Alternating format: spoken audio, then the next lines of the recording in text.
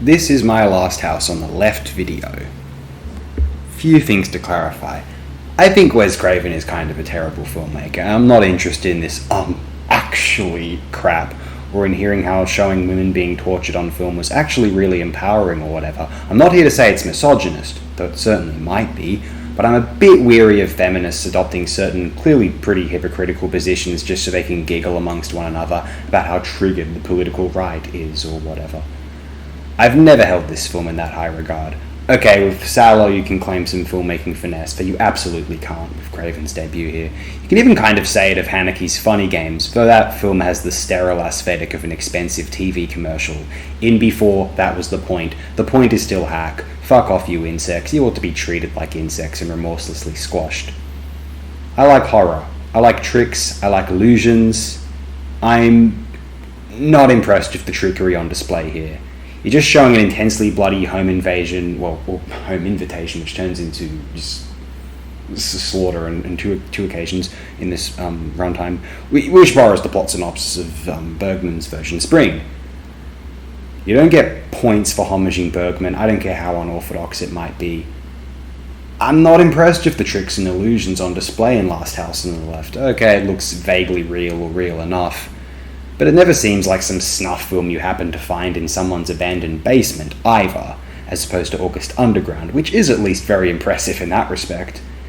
As a bad trip, as though what Deodato accomplished, inspired by this film, The House on the Edge of the Park, maybe, but it must be remembered that Deodato was a fairly technically accomplished director, considering the kinds of films he mostly made, and so it is more likely one can get immersed with Deodato's film than with Last House on the Left, which always feels like cheap grindhouse. The only thing that feels authentic about it is the film grain and the gore, because the performances, camera work, and understanding of space is completely, or at least the interiors, I think it's understanding a decent atmosphere in the forest, to be fair, where they have to be more explicitly inspired by Bergman, perhaps. You know, but all these elements constantly undermine your belief that what is happening isn't some crummy, cheap film production of the early 70s. If this film does have an appeal, Deodato may have honed in on it for that 1980 film, House on the Edge of the Park, which also featured David Hess torturing a bunch of unsuspecting victims, although I don't see it in Last House on the Left. Insofar as I see the appeal, it is immersive sort of bad trip that you're just like, oh my god, like this is just almost like a masochistic experience in a sense. Okay, House on the Edge of the Park, but if I'm watching Last House on the Left, I'm just thinking, this is a cheap film production. House on the Edge of the Park is sort of professional enough where I can sort of get immersed in it as a sort of beyond horrifying nightmare, worse than any nightmare I've ever had, perhaps. Maybe not everyone, but a vast majority of them, frankly. I don't see it in Last House on the Left. If this was some unknown film, I'd never think twice about it. Just think, yikes, pretty grisly flick, and move on. As a major classic, frankly, give me a fucking break.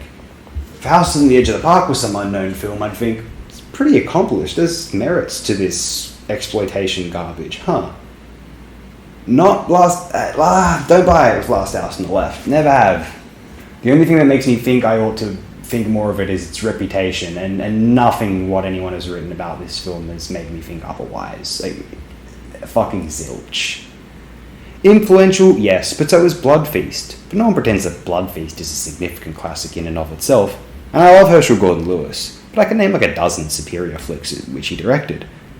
And even though I don't like Craven, he did direct a handful of fairly commendable horror features. Hills Have Eyes, Serpent in the Rainbow, People Under the Stairs.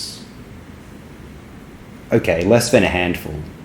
Actually, really, go through his filmography. No one likes any of these bloody movies. Oh, A Nightmare on Elm Street. Okay, let's talk about this. Overrated and a waste of a chilling concept also. It has its merits, but Nightmare on Elm Street as a horror classic is something I could never bring myself to agree upon. I think some of the sequels have their merits, though overall I've never been overly excited by the Nightmare series, which is half the reason Craven has a reputation as a horror legend these days. Oh, And Scream. Anyone who likes those movies, I hope, suffers the same fate as most of its fucking characters. Oh, slasher movies have tropes. You don't fucking say. So Craven stinks. Stop pretending that he doesn't. It's like some people claim that, oh, Nightmare 1 is good, but the sequels suck. But I put them all on a pretty similar par, honestly. Like how most do with the original Friday the 13th film. Actually, some people like certain sequels way more than they like that Mrs. Voorhees original.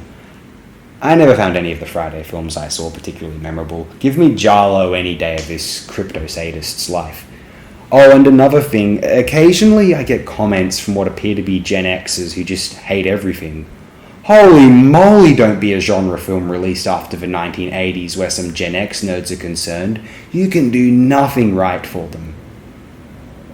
Funny, occasionally I'll make some stupid video and then someone makes a relatively intelligent or funny comment and I think, oh god, did this person just watch my video? Now I feel completely embarrassed. Especially because, like, it's all these older, with respect, people who probably think I'm some stupid poser kid. Occasionally I'll be all like, you guys are idiots for not liking this, and then someone will give a reason in the comments and I'm like, oh, okay, that makes sense. But hey, I assure you that you reasonable commenters / film enthusiasts are the exception to the rule, though you probably know it too. If you didn't know it had some chic associated with it, you wouldn't give a stuff about The Last House on the Left. It has no value beyond being an extreme novelty for its time.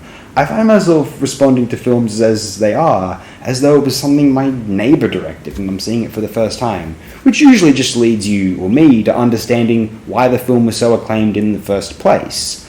Holy hell, look what it is doing. I tend not to disagree with the canon very much. I like a lot of the films in it. I might play some more films in that canon, considering how many films exist across the globe. I think we really may as well.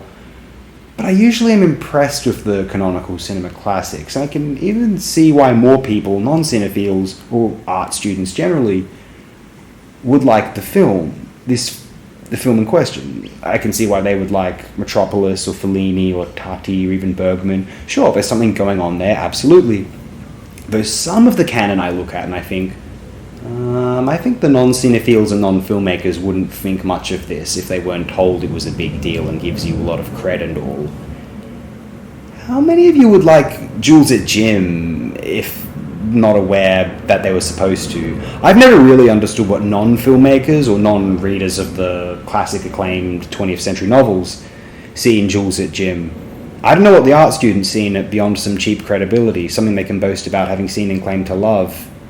I admire it greatly, I'm taken with it, but it's one of those things where if I were the first person to see it, I'd tell Truffaut, gently as possible, and hopefully my French wouldn't be too terrible, but probably would be, obviously, that whilst I adored the experience he composed, I don't think that many other people will be enjoying this film. Beyond a few francophiles, possibly. Anyway, that's a tangent, possibly irrelevant, but the point is, as much as I like horror, as much as I defend gore in films, and as much as I believe in freedom of expression, I'm not really impressed by what Craven achieved, if you can even call this an achievement, in Last House on the Left.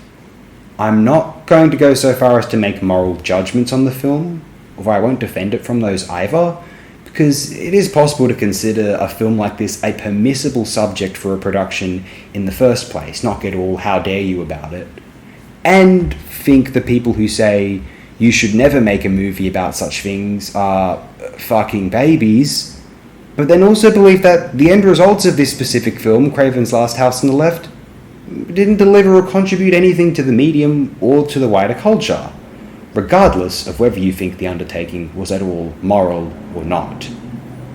Historical significance? Sure, but does it really hold artistic merits? I've never been totally convinced of that. I'm not sure anyone else is either. They just assume that they're supposed to. The more honest fans of this film like it for being completely miserable and nihilistic and snuff simulation or whatever, but at least they don't pretend it's the kind of film worth writing any form of essay upon.